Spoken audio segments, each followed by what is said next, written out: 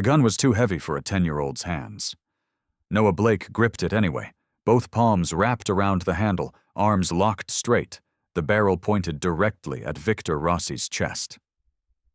The club's neon lights, electric blue, bleeding red, toxic purple, pulsed across polished chrome and mirrored walls, turning every surface into a kaleidoscope of violence waiting to happen. Hey there, beautiful souls. Welcome back to another story that's going to grip your heart and refuse to let go. I'm so glad you're here with me today. Where are you watching from? Drop your city or country in the comments below. I love seeing how far our community reaches. And real talk, how are you doing today? I hope you're ready for this one because it's intense. Oh, and if you haven't subscribed yet, what are you waiting for? Hit that button right now. Trust me, you don't want to miss what happens next in this story. Viktor didn't move. He sat sprawled in the VIP booth like a king on a throne made of leather and sin, his red silk shirt unbuttoned to reveal a tapestry of tattoos crawling across his chest, a cathedral of violence etched in ink gold chain thick as a promise, rings on every finger, eyes cold as January rain. Around them, the club breathed. Bass thumped through the floor, vibrating Noah's sneakers. Bodies swayed on the dance floor below, oblivious to the standoff happening above them in the elevated VIP section. But up here, in this crystallized moment, 12 bodyguards had their hands on their weapons. 12 men who'd killed for less than a raised voice, suddenly paralyzed by a child with a gun. Viktor had lifted one finger. Just one. The universal sign. Don't move. The room froze. Noah's arms trembled, not from fear, though fear was there, electric and alive in his veins, but from the weight. The gun was real, loaded. He'd checked 3 times before walking through those doors, past the velvet ropes, past the bouncer who'd stared at him like he was a ghost, straight into the belly of the beast. "My name is Noah Blake," he said, and his voice didn't shake. That surprised him. "My mom told me if she ever went missing, I should find you." Viktor's expression didn't change. He looked at Noah the way someone might look at a crossword puzzle, mildly interested, mostly calculating. "She said you'd either kill me." Noah's finger rested beside the trigger, not on it. Not yet. "Or keep me alive." The air tasted like expensive cologne and cheaper desperation. Somewhere behind Noah, a woman laughed, high and brittle, the sound of someone who had no idea death was perched 3 feet away. The DJ switched tracks. The bass dropped. The world kept spinning while Noah's world hung suspended in Viktor Rossi's silence. Viktor finally moved. He leaned forward, elbows on his knees, and the gold chain swung like a pendulum. His eyes, dark, unreadable, ancient with violence, locked onto Noah's. "Your mother," Viktor said slowly, his accent thick as smoke, "was the best cleaner I ever employed. She made problems disappear like they never existed." He paused. "Who are you supposed to be shooting here, kid? Me or yourself?" Noah's jaw clenched. "Neither. I'm here because someone's using your name to do something evil, and my mom found out." A muscle twitched in Viktor's cheek, the first crack in the statue. 3 weeks ago, she disappeared. Before that, she left me instructions, a letter, an address, this gun. Noah's arms were screaming now, but he didn't lower them. "She said you're the only one powerful enough to find her, and the only one crazy enough to fight the people who took her." "Why would I do that?" Viktor's voice was silk over razor blades. Noah took a breath. The club lights painted red across his face, making him look older, harder, like he'd already lived 100 violent years in his short life. "Because," Noah said, "the people who took her are running something called the Shepherd Program. They take kids of criminals and whistleblowers and sell them for leverage, for revenge, for fun." His voice dropped to a whisper that somehow cut through the music. "And they're using your empire as a cover. Your signature is on the funding documents." Viktor's eyes narrowed. "Impossible." "That's what she thought, too. until she found proof. Noah's finger moved closer to the trigger. Now Child Protective Services wants me in that same program. There's a detective, Ramirez. He keeps calling me insurance. Says I'll be relocated for my safety. The boy's smile was wrong. Too old. Too knowing. But we both know what that means, don't we, Mr. Rossi? Viktor studied him for a long moment. Around them, the bodyguards waited. The club pulsed. The city breathed. Then Noah said the words that changed everything. If you don't protect me, I'll survive anyway. I'll grow up in whatever hell they put me in. And when I'm old enough, strong enough, angry enough, I'll come back and I'll hunt every single one of you myself, starting with you. The gun didn't waver. So what's it going to be? Noah's voice cracked, finally, but not with fear, with rage, with grief, with the terrible certainty of a child who'd already lost everything and had nothing left to lose. Are you the man who pretended he didn't care, or are you the devil who burns down his own house to save one kid? Viktor Rossi stared at the boy, and for the first time in 15 years, he smiled.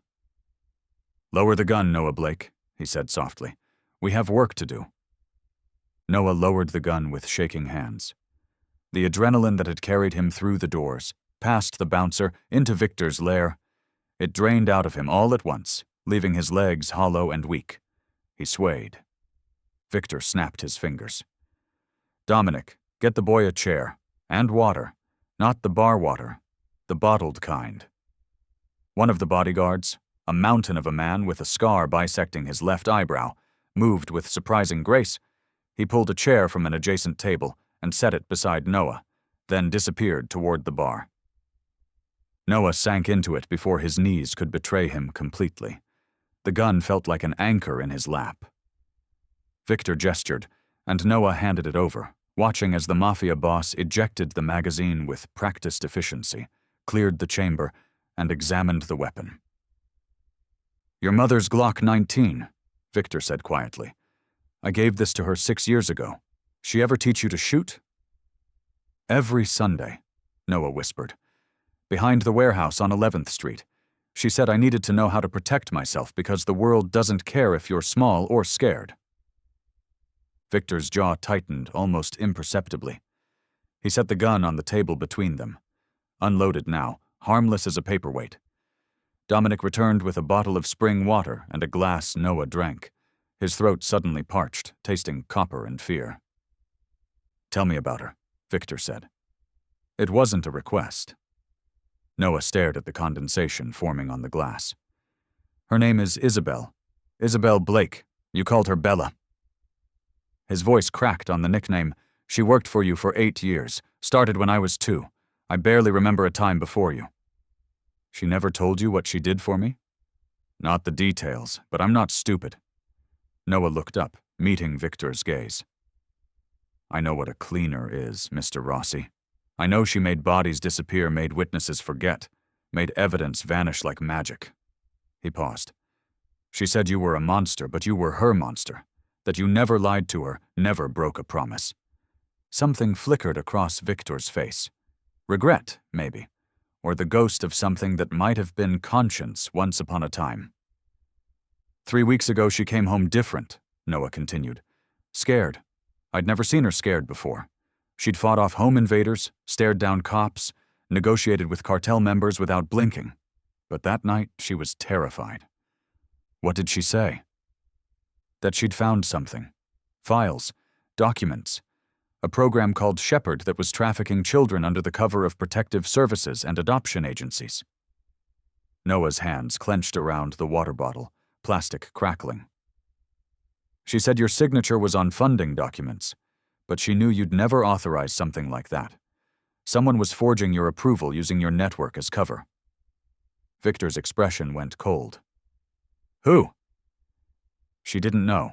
That's what she was trying to find out. Noah's voice dropped. 2 days before she disappeared, she made me memorize a plan. If anything happened to her, I was supposed to wait 2 weeks, then come find you. She left me the gun, an address, and a letter. The letter, Viktor said. You have it? Noah reached into his hoodie pocket and pulled out a folded piece of paper, edges worn from constant handling.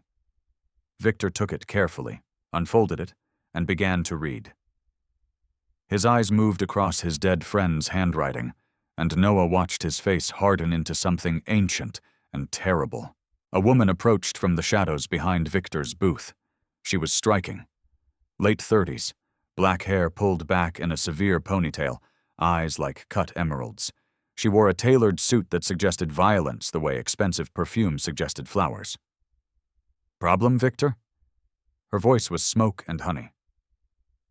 "Trinity Sullivan," Viktor said without looking up from the letter.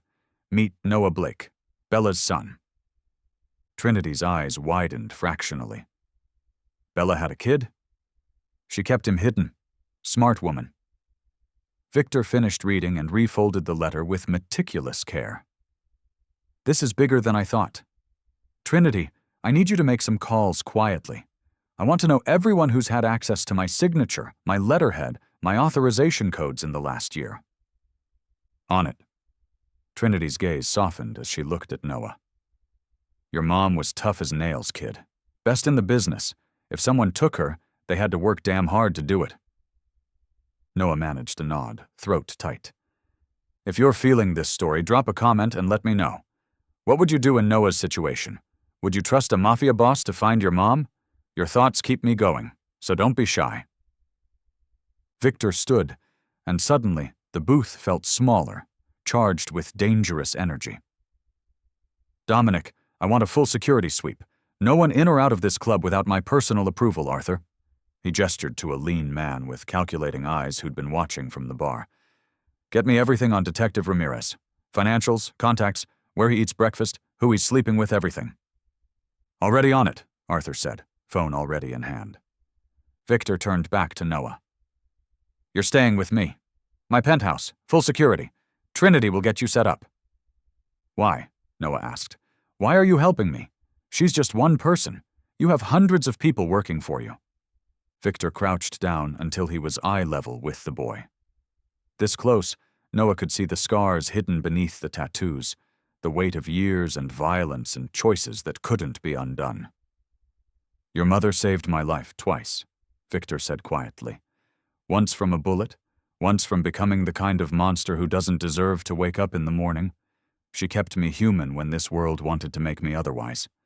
His jaw clenched. "And someone used my name, to hurt children, to take her from you." He stood, and his voice went cold as winter. "I don't forgive that. Ever." The penthouse elevator chimed at 3:47 a.m. Viktor's hand moved to his shoulder holster automatically, muscle memory from 20 years of survival. But it was Trinity's voice that crackled through the intercom. "We've got company, federal agent. She's alone, unarmed, and she's asking for Noah by name." Viktor glanced at the boy, asleep on the leather couch, exhausted from adrenaline crash. "Stall her." "Can't. She's got a warrant for Noah's protective custody, signed 2 hours ago by Judge Carmichael."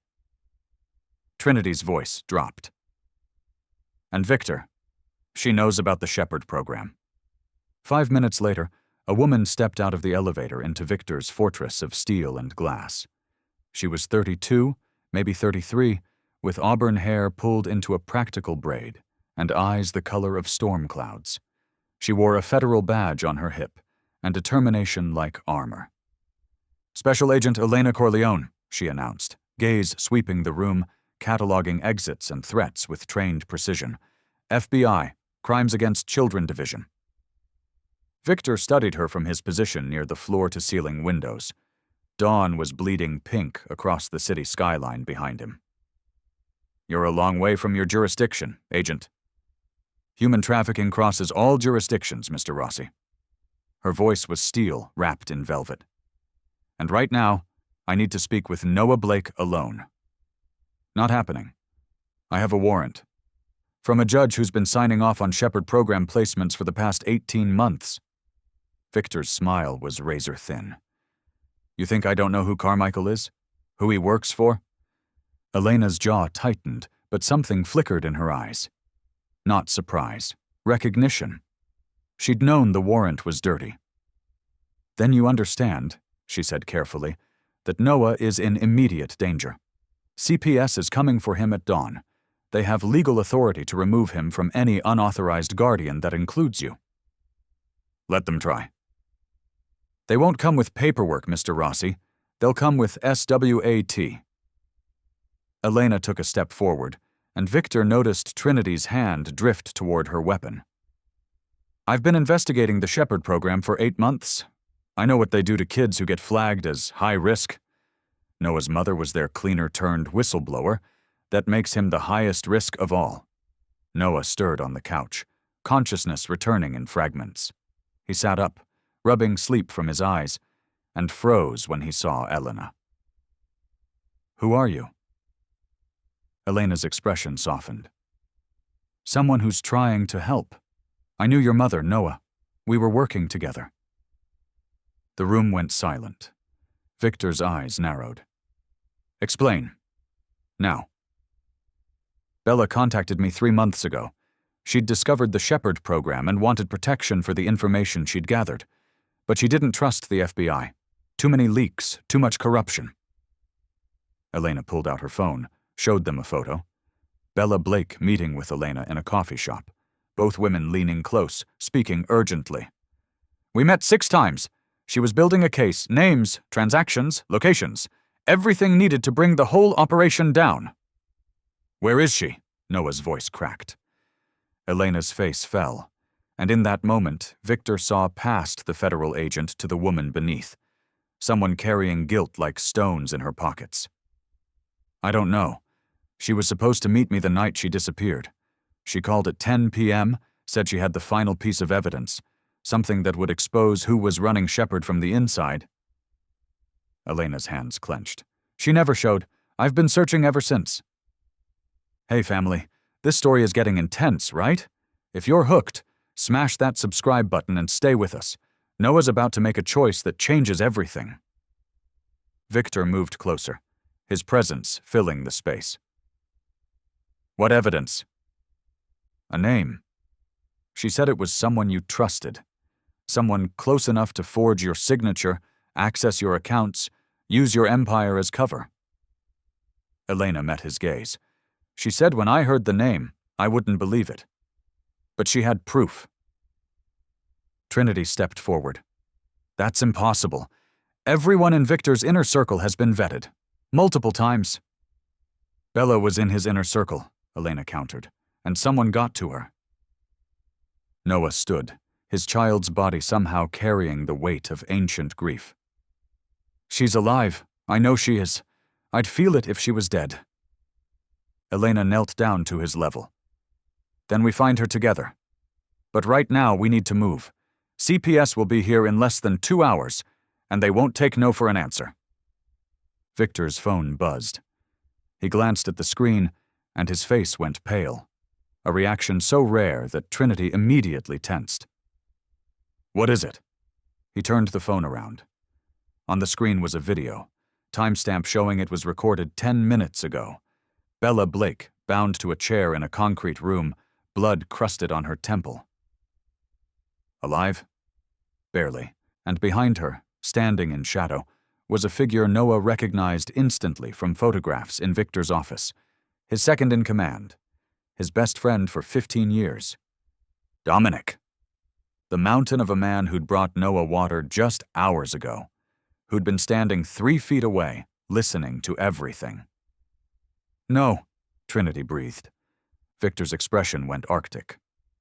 "Dominic left the building 20 minutes ago, said he had a personal emergency."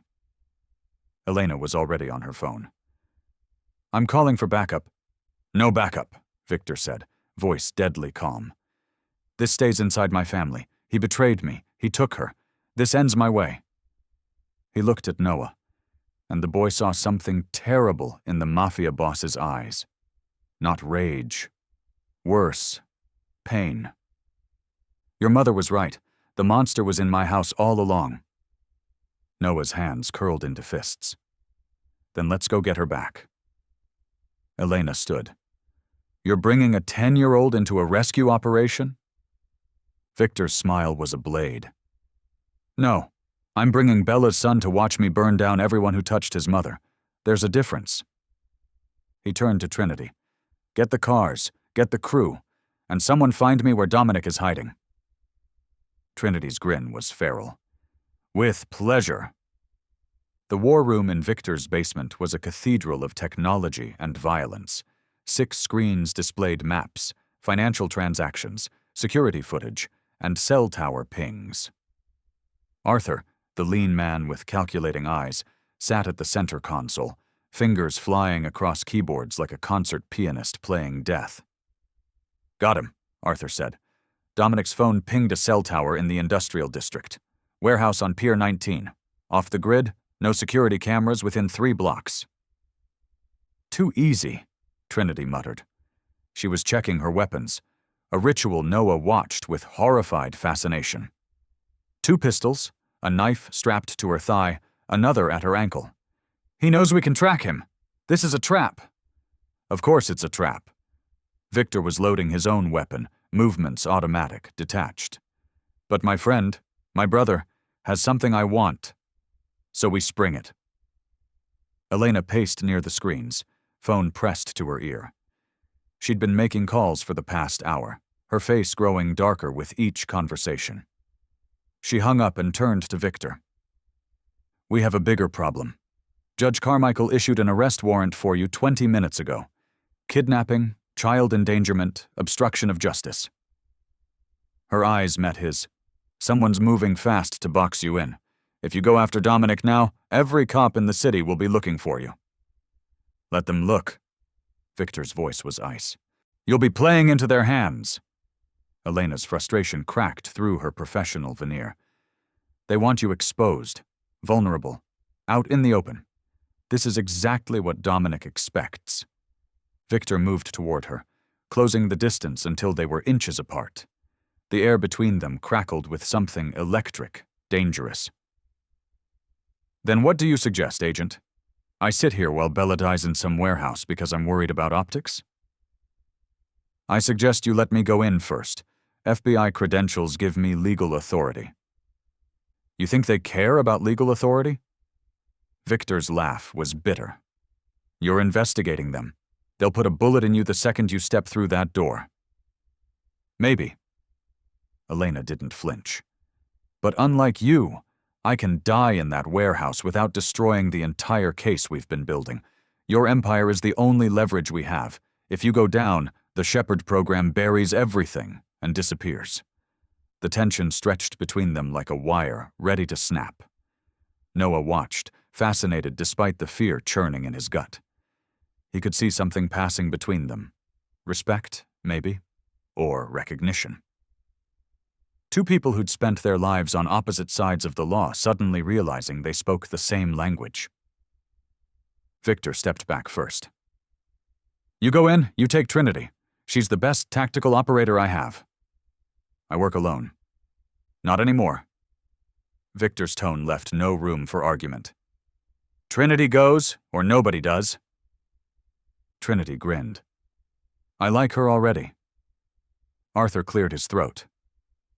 We've got movement on the satellite feed. 3 SUVs just pulled up to Pier 19. Armed men, maybe 8 total.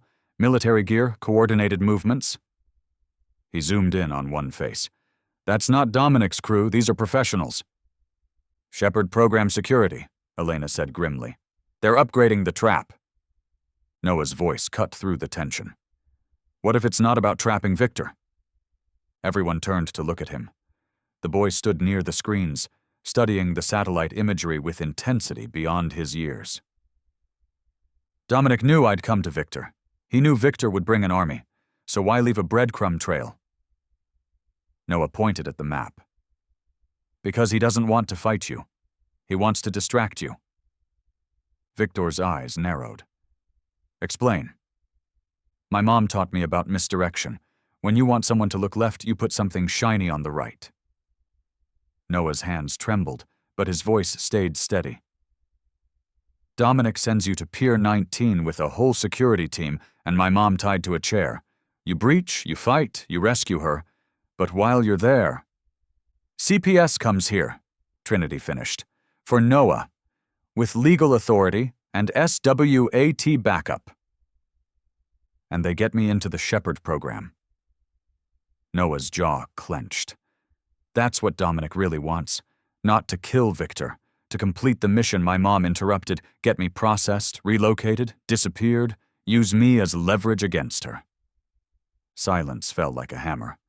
Elena pulled out her phone again. I can have agents here in 30 minutes. No time. Arthur was typing frantically. I'm seeing police deployment patterns shifting. 3 units redirecting toward this location. ETA 18 minutes. Viktor's expression went cold and calculating. He looked at Noah, really looked at him, and the boy saw the moment Viktor Rossi made his choice. Arthur, ghost us. Wipe our digital footprint, make it look like we left the city. He turned to Trinity. You and Elena go to Pier 19. Get Bella out, I don't care if it's a trap. We're not leaving her there. And you? Elena asked. Viktor placed a hand on Noah's shoulder. We're going to disappear. If they want to play games, we'll show them what happens when you hunt a Rossi. What do you think happens next? Drop your predictions in the comments. And if you haven't subscribed yet, you're missing out on stories that'll keep you up at night. Hit that button. Elena stepped close to Viktor, closer than professional distance allowed. Don't do anything stupid. Stupid is my specialty, Agent. But his eyes softened, just slightly. Keep her alive. Please. Something unspoken passed between them. A promise, maybe, or the beginning of something neither had time to name. Trinity grabbed her gear. Come on, FBI. Let's go crash a party. As they disappeared up the stairs, Arthur handed Viktor a burner phone and a set of keys. Safe house in Red Hook. Stalked, off-grid, untraceable. But Viktor... Say it. Dominic knows all your safe houses. He helped set up half of them. Viktor's smile was dangerous. Then I guess we're going somewhere he'd never expect. He looked down at Noah. You trust me, kid? Noah thought about his mother, tied to a chair in some warehouse, about Dominic's betrayal, about the gun he'd pointed at Viktor's chest just hours ago. My mom did, Noah said. That's enough. Viktor drove like a man with nothing to lose. The motorcycle screamed through back alleys and side streets. Noah pressed against his back, arms locked around his waist. The city blurred past them. Neon and shadow, glass and steel, 1,000 places to hide and nowhere safe. They ended up somewhere Noah never expected. A modest 2-bedroom apartment in Queens above a Vietnamese restaurant, smelling of star anise and old wood. Viktor killed the engine in the alley behind the building. This is your secret safe house? Noah climbed off, legs shaky. This is where I lived before I became Viktor Rossi. He unlocked a rusted door. Before the empire, before the reputation, when I was just a kid running from people who wanted me dead. The apartment was frozen in time. Furniture from 2 decades ago. Photographs on the walls of a young man with eyes not yet hardened by violence. Viktor moved to the kitchen, pulled out the burner phone Arthur had given him. 3 missed calls. All from Trinity. He dialed back. Talk to me. Trinity's voice was tight with adrenaline. The warehouse was a setup, but not the way we thought. We breached. Bella's here, alive, but Viktor... Dominic's not. What do you mean he's not there? I mean, the video was pre-recorded. Bella's been alone here for hours. The security team we saw, they were guarding her, not holding her hostage. Trinity paused. And she's been trying to tell us something, but she's been drugged, can barely speak. Viktor's jaw clenched. Get her stable. I'm sending coordinates for emergency medical. Viktor, shut up and listen. Elena's voice cut through, sharp with urgency. Bella keeps saying the same 3 words. Not Dominic, Viktor. The world tilted. Noah watched Viktor's face drain of color. What does that mean? Viktor didn't answer. He was staring at nothing, mind racing through possibilities, each one worse than the last. Then, slowly, he reached into his jacket and pulled out Bella's letter, the one Noah had given him. He unfolded it, reading with new eyes. "No," he whispered. "Viktor?" Noah stepped closer. "What's wrong?" Viktor's hands were shaking. "Your mother's handwriting. I've seen it 1,000 times. This letter, it's perfect. Too perfect." He looked at Noah, and there was horror in his eyes. The spacing, the signature, the way she dots her I's. It's flawless. "I don't understand." "It's a forgery, a perfect forgery." Viktor's voice went hollow. "Which means whoever wrote this knows her so well, they can replicate her handwriting down to the microscopic detail, and they wanted me to read it. Wanted me to see the Shepard program connection. Wanted me to suspect Dominic." Noah's blood turned to ice. "But I saw him in the video, behind my mom. It was Dominic." "Was it?" Viktor pulled up the video on his phone, played it again, froze on the shadow behind Bella. "Or was it someone Dominic's size, his build, his silhouette? We saw what we expected to see." Through the phone, Elena's voice was grim. "Viktor, if Dominic's not the mole, then who has access to my signature, my accounts, my empire, and is good enough to frame my best friend?" Viktor's eyes closed. "There's only one person." Silence. "Me." Noah's world spun. "That doesn't make sense. You're the one trying to stop Shepard." "Not me. Someone pretending to be me." Viktor looked at Noah, and the boy saw genuine fear in the Mafia boss's eyes for the first time. "Someone who can move through my organization like a ghost, who knows my patterns, my habits, my relationships, who's been operating under my identity for months, maybe years." "A doppelganger?" Noah's voice was small. "Worse. A twin." Viktor sat down heavily. "I had a brother. Viktor. One letter different in our names, one letter that made all the difference. He was supposed to be dead. Killed in Prague 15 years ago during a territory dispute. I identified the body myself." "Clearly you were wrong," Elena said through the phone. "Or he wanted me to think he was dead." Viktor's voice was hollow. "Viktor was always the smarter one, the more ambitious one. I inherited our father's empire because I was born 3 minutes earlier." He resented that. "We fought for years until Prague, until I thought he was gone." Through the phone, they heard Bella's weak voice.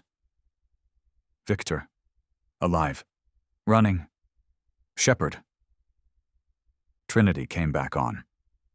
"She's saying Viktor is running the Shepard program, using your name, your resources. He's been selling children, Viktor.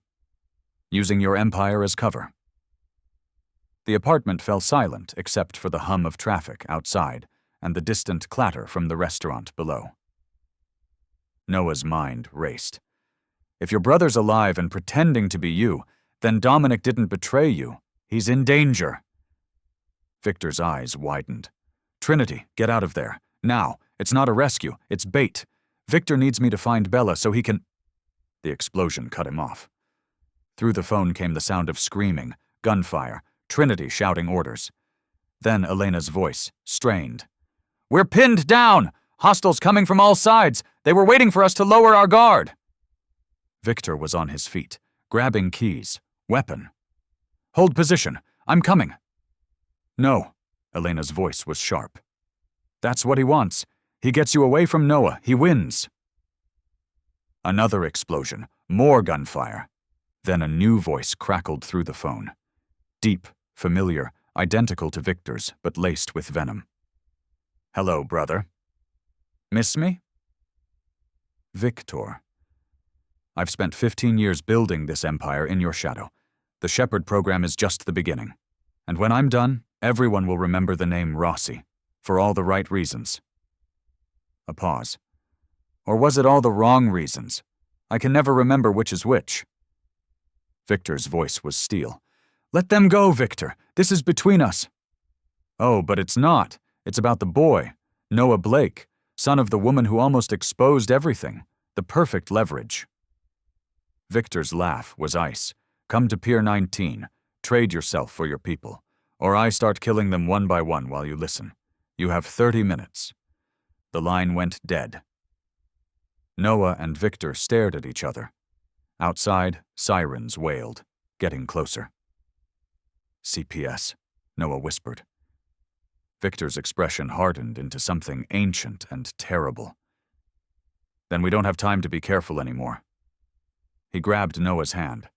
Ready to meet the devil who wears my face? The sirens were 3 blocks away when Viktor made the call he'd sworn he'd never make. Dominic, he said into the burner phone, I know you're not the traitor. I need you, now. 5 minutes later, Dominic's truck screeched into the alley. The big man's face was bruised, blood crusted on his knuckles.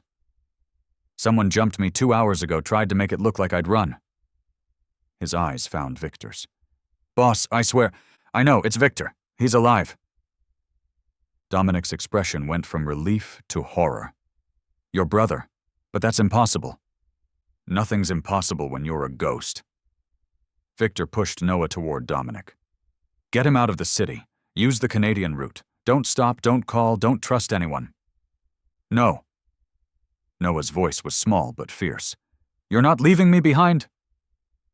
Viktor knelt down, gripping Noah's shoulders. Your mother trusted me to keep you safe. That means keeping you away from Viktor. He wants you. Your leverage, the second he has you. Everyone dies. Then everyone dies anyway! Noah's eyes blazed with tears and rage. My mom's at that warehouse. Elena and Trinity are trapped. You go there alone. He kills you. What's the point of me surviving if everyone I care about is dead? The sirens grew louder. Red and blue lights painted the alley entrance. Viktor looked at Dominic. Take him. That's an order. Dominic grabbed Noah, lifted him like he weighed nothing. The boy fought, screaming, as the big man carried him toward the truck. Viktor, no! Please, don't make me run again! Viktor turned away, unable to watch the boy's face. He climbed onto the motorcycle, engine roaring to life. Viktor Rossi! A voice boomed through a megaphone. This is the NYPD. You're surrounded. Step away from the vehicle with your hands up. Viktor looked back once, saw Noah's face in Dominic's truck, pressed against the window, tears streaming. Saw the boy mouth 2 words. Come back. Then Viktor did something he'd perfected over 20 years of survival. He ran. Pier 19 was burning. Viktor arrived to chaos, flames licking the sky, gunfire echoing across the water, bodies scattered like broken dolls. He abandoned the motorcycle 2 blocks away, moved through shadows with practiced silence. Through his scope, he saw them. Trinity, pinned behind a shipping container, bleeding from her shoulder. Elena, returning fire with precise shots, face grim with determination. And between them, tied to a chair in the center of the warehouse floor, visible through the flames, Bella. She was conscious now, eyes sharp despite the blood and bruises, and she was shaking her head, violently, trying to warn them. Viktor's phone buzzed. Unknown number. Predictable as always, brother? Viktor's voice was cold amusement. You came alone. Touching. Stupid. But touching. Let them go. You wanted me. You have me. Oh, I don't have you yet, but I will. A pause. Did you really think I'd make it this easy? That I'd just be waiting here with your precious friends like some cartoon villain? Viktor's blood ran cold. Where are you? Heading north, following a truck driven by your loyal Dominic, who's carrying something very valuable. Viktor's laugh was razor blades. Thank you for gift wrapping Noah and delivering him right to me. Saves me so much time. The world stopped. Viktor had sent Noah directly into Viktor's hands. You're bluffing. Am I? Check your 6. Viktor spun. 3 laser sights found his chest. Men emerged from the shadows. Professionals, armed, trained. He'd walked into the secondary trap while trying to avoid the primary one. Here's how this ends, Viktor continued. You surrender now, I might let your friends live. Might let Bella see her son one more time before I sell him to the highest bidder. Or you fight, they die, and I still get Noah anyway. Your choice, brother. But choose fast. Dominic's truck just passed mile marker 47. Through the flames, Viktor could see Elena looking around frantically, searching for him. Their eyes met across the distance. He saw the moment she understood, saw the despair flash across her face. She'd found something in the chaos of this nightmare, something worth surviving for. And now she was going to watch him die. Viktor dropped his weapon. Smart boy. Viktor's voice was triumphant. Now walk forward, slowly, and say goodbye to that pretty FBI agent. Oh, wait. You never got to say hello properly, did you? Such a shame. I could feel the chemistry through the surveillance feeds. Hey, family. We're at the darkest moment. But remember, it's always darkest before the dawn. Drop a comment if you believe Viktor can turn this around. Your faith in these characters means everything. Viktor stepped forward, hands raised. The professionals closed in. Through the flames, he saw Elena's weapon drop, saw Trinity slump in defeat. Bella's voice, hoarse and broken, carried across the warehouse. I'm sorry, Viktor. I should have told you. Viktor contacted me months ago. Said he wanted to reconcile. I believed him. I led him right to everything. Viktor's jaw clenched. Not your fault, Bella. But it is. Tears streaked through the grime on her face. He showed me surveillance photos of Noah, at school, at the park, sleeping in his bed. Said if I didn't cooperate, didn't feed him information about your organization, he'd take my son. So I gave him everything. Access codes, personnel files, your patterns. I created the monster that's destroying you. The professionals grabbed Viktor, forced him to his knees. One pressed a gun to his temple. Viktor's voice purred through the phone. Beautiful, isn't it? She betrayed you to save her son. You're trying to save her son, and I'm going to take that son anyway. Everyone loses except me. Elena was shouting something, trying to break free from her cover, but Trinity held her back. The warehouse groaned as flames consumed support beams. Viktor closed his eyes. Thought of Noah's face in the truck window. Thought of Dominic, loyal to the end, driving straight into an ambush. Thought of 15 years spent building an empire, only to have his own ghost tear it down. Any last words, brother?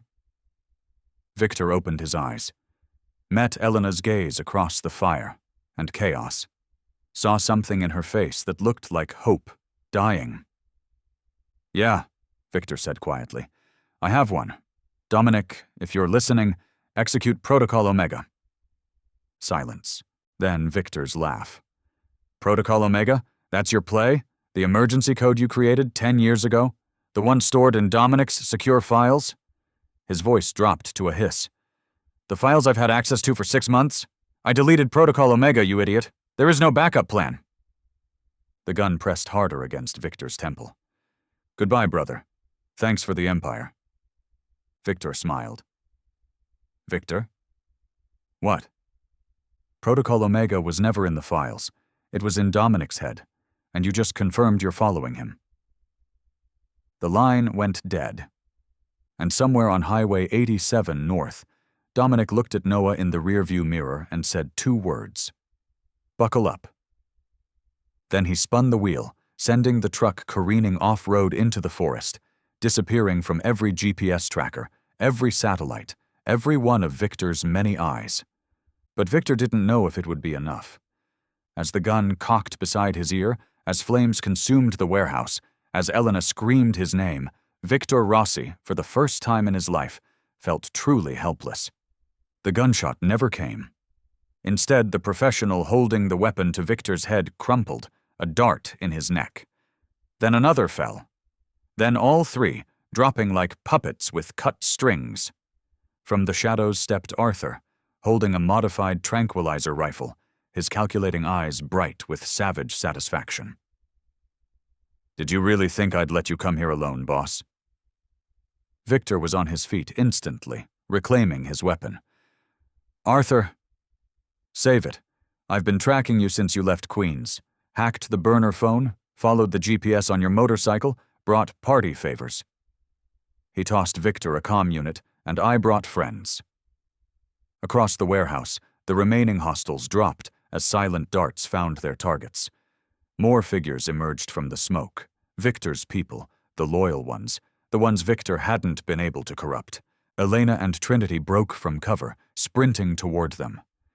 Elena reached Viktor first, and for a moment they just stared at each other. Two people who'd been on opposite sides of the law suddenly united in the absolute certainty that they were on the same side of something much more important. "You're an idiot," Elena said. "I've been told." Viktor's hand found hers. Brief, electric. "But I'm a resourceful idiot." Trinity was already moving toward Bella, cutting her bonds. "We need to move. This whole structure is coming down." But Bella grabbed Viktor's arm, fingers digging in with desperate strength. "Noah. Viktor, he knows about Noah. He has people everywhere. Police, CPS, federal judges. Even if Dominic gets him to Canada, Viktor will find him." "Not if Viktor's dead," Viktor said simply. Arthur was typing frantically on his tablet. "I've got Dominic's location. He went dark exactly like Protocol Omega dictates. Off-road, no electronics, pure analog tracking, but I planted a tracker on Noah when he was in the safe house. Subdermal, military grade, undetectable." Viktor's eyes widened. "You chipped a 10-year-old? "I chipped the kid of the woman who saved your life. Seemed smart." Arthur zoomed in on a map. "They're 40 miles north, holding position in an abandoned ranger station." "But Viktor..." His voice dropped. "Viktor's got units converging on that location. ETA 20 minutes. They're bringing heavy firepower." Elena was already on her phone. "I'm calling FBI Tactical." "No time," Trinity said. "Even if they scramble now, they won't get there before Viktor's people." Bella tried to stand, nearly collapsed. Elena caught her. "You're in no condition." "That's my son." Bella's voice was steel, wrapped in desperation. "I don't care if I have to crawl there, I'm going." Viktor looked at his phone. Viktor had hung up, gone radio silent. His brother was moving in for the kill, and they had, he checked his watch, 18 minutes to stop him. "Arthur, I need helicopter, full tactical gear, and every favor we've got left in this city." "On it." Arthur was already dialing. "But Viktor, even if we get there in time, we're outnumbered. Viktor's bringing 30 men. We've got, 8 people who aren't actively bleeding?" "Then we don't fight fair." Viktor's smile was sharp as broken glass. "Trinity, how much C4 did you bring?" Trinity's grin matched his. "Enough to make God flinch." Elena stepped forward. "Whatever you're planning, I'm in. But Viktor, this ends tonight. When it's over, Viktor goes into federal custody. We do this by the law." Viktor met her gaze. "And if the law isn't enough?" "Then we make new laws." Elena's voice was fierce. "But we don't become the monsters we're fighting. Promise me." The warehouse groaned. Flames roared higher. Around them, Viktor's people waited for orders. Viktor thought about Noah, terrified in that ranger station. About Bella, broken but undefeated. About Dominic, loyal beyond reason. About Elena, an FBI agent willing to walk into hell beside a Mafia boss because some things mattered more than badges and territories. "I promise," Viktor said. "We end this the right way." Bella squeezed his hand. "He's my twin too, you know. Viktor. I met him twice before I realized what he was. He showed me photos, threatened Noah, but mostly..." Her voice cracked. "Mostly he talked about you, about how you stole his birthright, how he'd spent 15 years becoming you, better than you. He's not just running Shepherd for money, Viktor. He wants to destroy everything you've built and take your place. He wants to be you." "Then let's show him," Viktor said quietly. "The difference between a man who builds an empire and a monster who steals one." Arthur's tablet pinged. "Helicopters inbound, 3 minutes." Elena loaded her weapon with practiced efficiency. "I've got federal authority. Once we're there, I can declare this a crime scene. Call for backup." "No backup," Viktor interrupted. "Viktor has people in every agency. The second you call it in, he knows we're coming." "So we go in dark." Trinity checked her equipment. "Ghost protocol. No comms, no backup, no safety net." "Just us," Viktor agreed. The helicopter's rotors thundered overhead. Through the flames and smoke, Viktor could see it descending. A sleek, black machine that looked like violence waiting to happen. Bella pulled herself upright, refused Elena's helping hand. "I'm coming." "Bella, you can barely stand." "I am coming." Her eyes burned with something beyond pain. "I let Viktor manipulate me. I gave him the keys to your kingdom because I was afraid for Noah. Well, I'm done being afraid. That's my son up there, and I'm going to save him or die trying. If you're still with us on this journey, drop a heart emoji in the comments, and hit that subscribe button. You're not going to want to miss how this ends." Viktor looked at this woman who'd cleaned his messes, saved his life, kept him human in an inhuman world, saw the mother who'd do anything to protect her child. "Then let's go get your son back." They ran through flames toward the helicopter. Behind them, the warehouse collapsed in a roar of fire and twisted metal. Ahead, the night waited, dark and full of violence. But for the first time since Noah had walked into his club with a gun and a prayer, Viktor Rossi felt something he'd almost forgotten. Hope. And beside him, Elena Corleone felt her carefully constructed walls, the ones that kept FBI agents separate from the criminals they hunted, begin to crumble. Because sometimes the line between right and wrong wasn't a line at all. Sometimes it was a choice, and tonight they'd all chosen the same side. The helicopter cut through the night like a blade through silk. Below, the forest was a dark ocean of pines, and somewhere in that darkness, Noah waited. Arthur's voice crackled through the comms. "Viktor's convoy just reached the access road. 8 vehicles, maybe 30 men. They're setting up a perimeter around the ranger station Dominic's holed up inside with Noah. They're trapped." Viktor checked his weapon one last time. Beside him, Elena did the same, her federal training evident in every efficient movement. Trinity was already hooking up rappelling gear. Bella sat across from them, pale but determined, a borrowed pistol in her shaking hands. 2 minutes to drop zone, the pilot announced. Viktor's phone buzzed.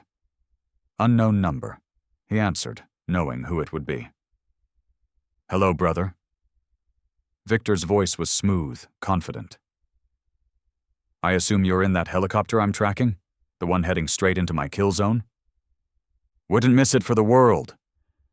"Always the hero, always the legend."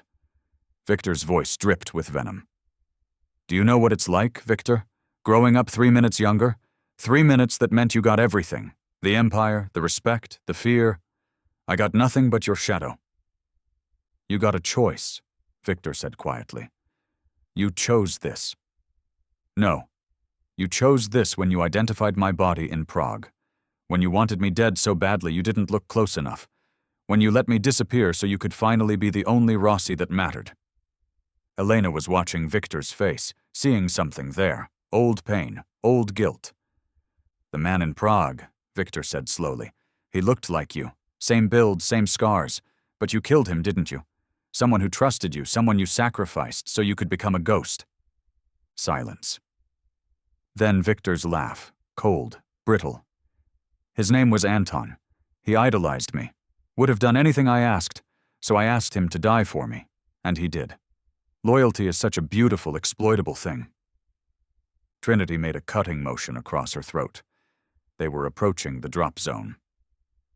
"It ends tonight, Viktor. Let the boy go. Face me, brother to brother." "Oh, I'll face you, but first I want you to understand something." Viktor's voice changed, became almost sad. "I'm not the villain here, Viktor. You are. You built an empire on blood and fear. I'm just showing the world what the great Viktor Rossi really is, a monster. And when I kill you tonight, when I take your place, I'll be the hero who put down the rabid dog." The line went dead. 30 seconds, the pilot called. They rappelled into darkness, landing in a clearing a quarter-mile from the ranger station. The forest swallowed them immediately. Thick pines, no moon, only starlight filtering through branches. Trinity took point, moving like smoke through the trees. Arthur had sent building schematics to their tactical displays. The ranger station was small, 2 rooms, 1 exit. Dominic had fortified it as best he could, but against 30 trained soldiers, it was a coffin. Through his night vision, Viktor saw them. Viktor's men, positioned in a wide circle, tightening like a noose. Professional spacing, military discipline. This wasn't just hired muscle. These were soldiers. Elena touched his arm, pointed. There, on the eastern perimeter, a weak point where 2 guards were positioned too far apart.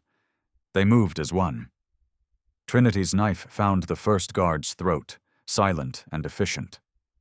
Viktor took the second, a quick strike to the temple, unconscious before he hit the ground. They dragged the bodies into the brush. 4 down, 26 to go, Trinity whispered.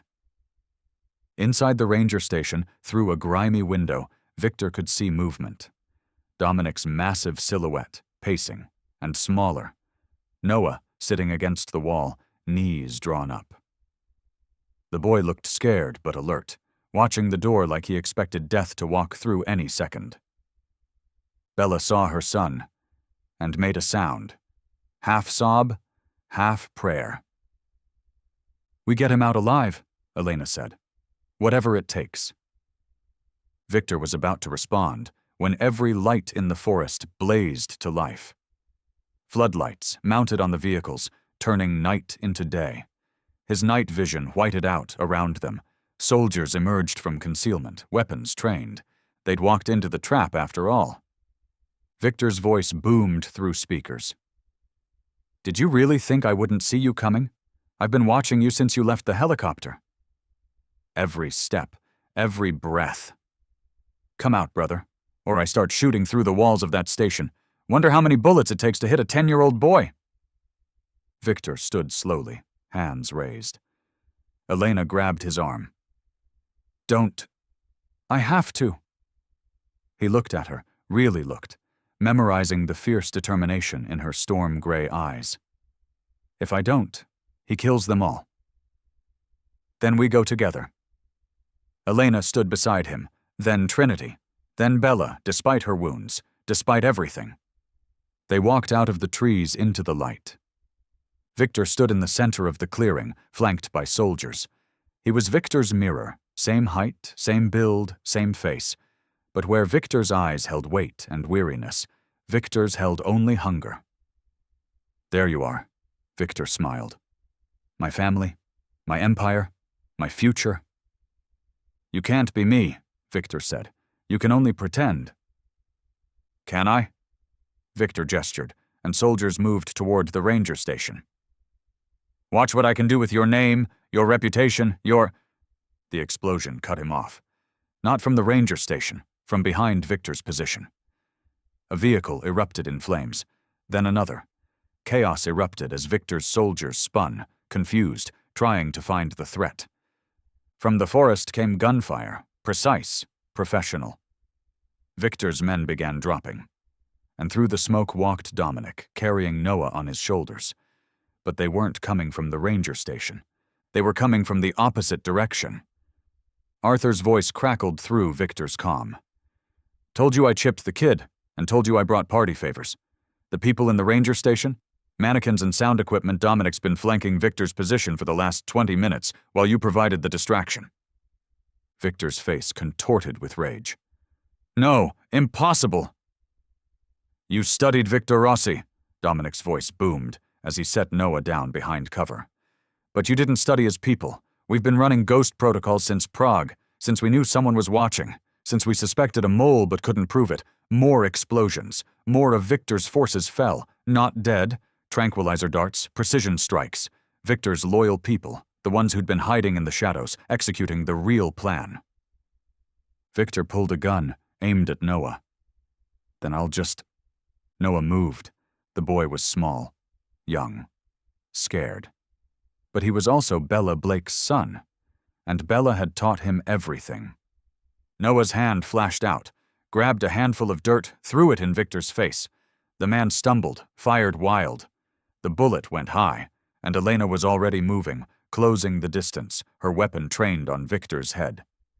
FBI, drop the weapon. But Viktor was faster than he should have been, bringing his gun around toward Elena. Viktor's shot found Viktor's shoulder. His brother spun, dropped the weapon, crashed to his knees. The clearing went silent except for the crackle of flames. Viktor walked forward slowly, stood over his twin brother. "It's over, Viktor." Viktor looked up, blood seeping through his fingers, and laughed, bitter, broken. "You think this ends anything? I've been you for months. Some of the deals you made, the orders you gave, that was me. Your empire is already corrupted from within. Even if you kill me, you'll never know which parts of your organization are yours and which are mine." Viktor crouched down, met his brother's eyes. "Then I'll burn it all down and build something new. Something you can't touch." He stood, turned to Elena. "He's yours. Federal custody, witness protection, whatever keeps him alive long enough to testify about Shepard." Elena nodded, already calling for backup, her voice shaking with adrenaline and relief. Bella was running toward Noah, dropping to her knees, pulling her son into her arms. They collapsed together, sobbing, holding each other like they were the only real things in a world of ghosts. Subscribe to see how this family reunites. Drop a comment if you're crying right now. I know I am. Trinity appeared at Viktor's side. All hostiles secured. No casualties on our side. Arthur's wiping the digital trail as we speak. Viktor nodded, feeling 15 years of weight lift from his shoulders.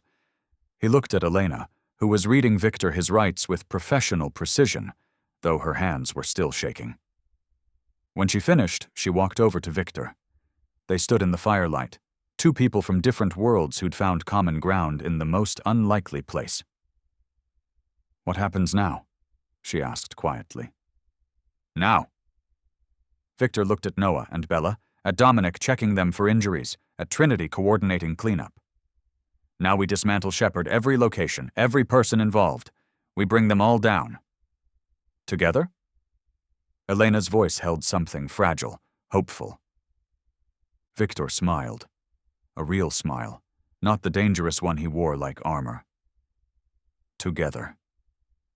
She kissed him then. Brief, fierce, a promise of something neither of them had time to name, but both understood completely. When they broke apart, Noah was watching them, his tear-stained face breaking into the first real smile Viktor had seen since the boy walked into his club. "Mr. Rossi?" Noah called. "Thank you for keeping your promise." Viktor walked over, knelt beside the boy. "Your mother saved my life twice. You saved it tonight. I think we're even." "Not even close," Bella said, pulling Viktor into a hug that smelled like blood and smoke and survival. "You gave me back my son. I can never repay that." "Then don't try, just—" Viktor's voice caught. "Just help me build something better. Something Viktor could never corrupt. Something worth saving." Bella pulled back, nodded. "A new empire, a better one." In the distance, sirens wailed. Federal backup, state police, the cavalry arriving too late but arriving nonetheless. Viktor looked at his brother, handcuffed and bleeding and broken. Saw the hatred in Viktor's eyes, the jealousy that had festered for decades, and felt nothing, no anger, no triumph, just sadness for what could have been. "Goodbye, brother," Viktor said quietly, and turned his back on his ghost. 6 months later, the world looked different. Viktor Rossi stood in federal court, watching as the final Shepard program defendant received his sentence. 43 people arrested. 17 federal judges removed from the bench, hundreds of children returned to their families or placed in legitimate protective services, and Viktor Rossi, his brother, his ghost, his shadow, sentenced to life in federal prison with no possibility of parole. Elena sat beside Viktor in the gallery, her hand finding his under the table. She'd been suspended from the FBI during the investigation. Protocol when an agent got personally involved with a confidential informant. But 3 months ago, they'd cleared her. Commended her, actually. She'd taken down the largest child trafficking ring in the country. They'd offered her a promotion. She'd turned it down. "What are you thinking about?" Elena whispered as the judge's gavel fell one final time. Viktor squeezed her hand. New beginnings. Outside the courthouse, cameras flashed. Reporters shouted questions. Viktor had become an unlikely hero. The Mafia boss who'd brought down his own brother, dismantled his empire, and cooperated with federal authorities to expose corruption at every level. The truth was more complicated. It always was. But Viktor had learned that sometimes the complicated truth was worth more than a simple lie. Noah ran up to them, Bella close behind.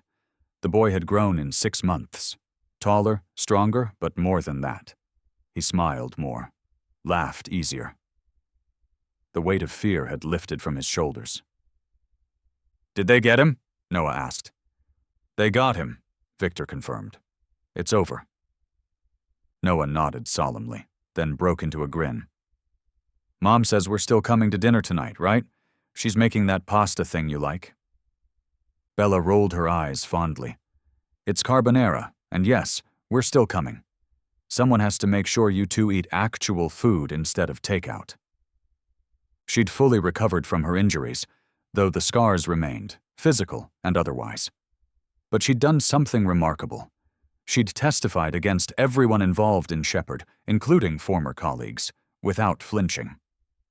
Then she'd started a foundation, the Blake Foundation for Child Safety, using the settlement money from a dozen lawsuits against corrupt officials. Dominic appeared from the crowd, massive and protective as always. "Cars are ready. Press is getting aggressive." Trinity materialized beside him like smoke. "I've got a back exit mapped. Follow me." They moved as a unit now, Viktor's family, though none of them shared blood except the brother he'd put behind bars. They'd built something new from the ashes of his empire, something better. Arthur was waiting by the car, tablet in hand as always. "Final numbers are in. Every Shepherd program facility shut down. Every child accounted for, and the offshore accounts we seized, $300 million. All of it going to victim compensation and support services." Viktor nodded. "And my businesses?" "The legitimate ones are thriving. The illegitimate ones?" Arthur's smile was sharp. "Don't exist anymore. You're officially boring, boss a respectable businessman with a very exciting past." They climbed into 2 cars. Viktor and Elena in one, Bella and Noah in the other, with Dominic and Trinity. As they pulled away from the courthouse, Viktor watched the city slide past the windows. This city that had made him a monster, this city that had given him a chance at redemption. Elena's head rested on his shoulder. "What's next for the infamous Viktor Rossi?" "Thought I'd try something radical." He kissed the top of her head. "Normal life. Maybe take a vacation. I've never seen the ocean without running from someone."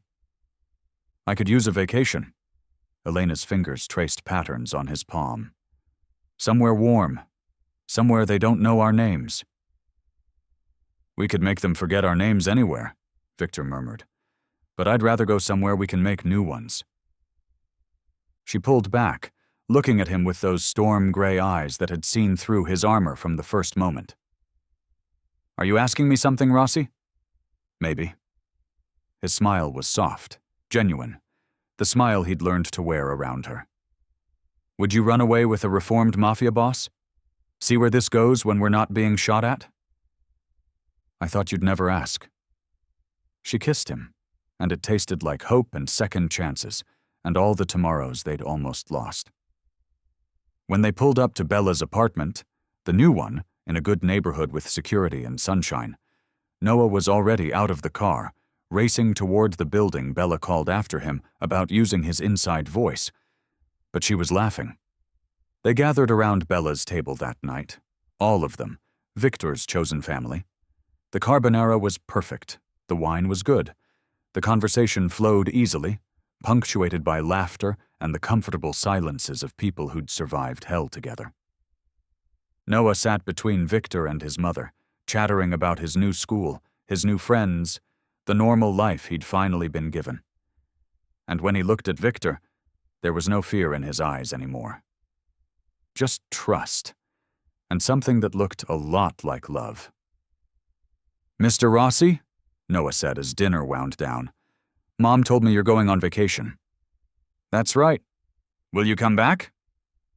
Viktor reached over, ruffled the boy's hair. "Always. You're stuck with me now, kid. All of you are." Bella raised her glass. "To new beginnings. To family," Elena added. "To survived nightmares," Trinity said with a fierce grin. "To boring, respectable lives," Arthur deadpanned, making everyone laugh. Viktor raised his glass, looked around the table at these people who'd become his reason for being better, for fighting harder, for choosing light over darkness. "To second chances," he said quietly, "and the courage to take them." They drank together, and outside the window the city lights blazed. Beautiful, dangerous, full of possibility. Viktor Rossi had been a monster once, a legend built on fear and violence and the kind of power that corrupted everything it touched. But tonight, he was just a man who'd found his way home. And that was enough. That was everything. Later, as Viktor and Elena walked hand in hand through the city streets, she asked him, "Do you regret it? Giving up the empire? The power?" Viktor thought about his brother, locked away for life, about the children they'd saved, about Noah's smile and Bella's strength and the way Elena looked at him like he was worth saving. "Not for a second," he said. And he meant it. Above them, stars broke through the city's light pollution. Small, persistent, refusing to be dimmed. Just like hope. Just like second chances. Just like love that survives the darkness and comes out stronger on the other side. If this story touched your heart, hit that subscribe button and share it with someone who needs to believe in second chances. Drop a comment below. Which moment hit you hardest? What would you have done in Viktor's place? Your thoughts and support mean the world to me. Until next time, remember, it's never too late to choose who you want to become. Stay strong, stay hopeful, and I'll see you in the next story.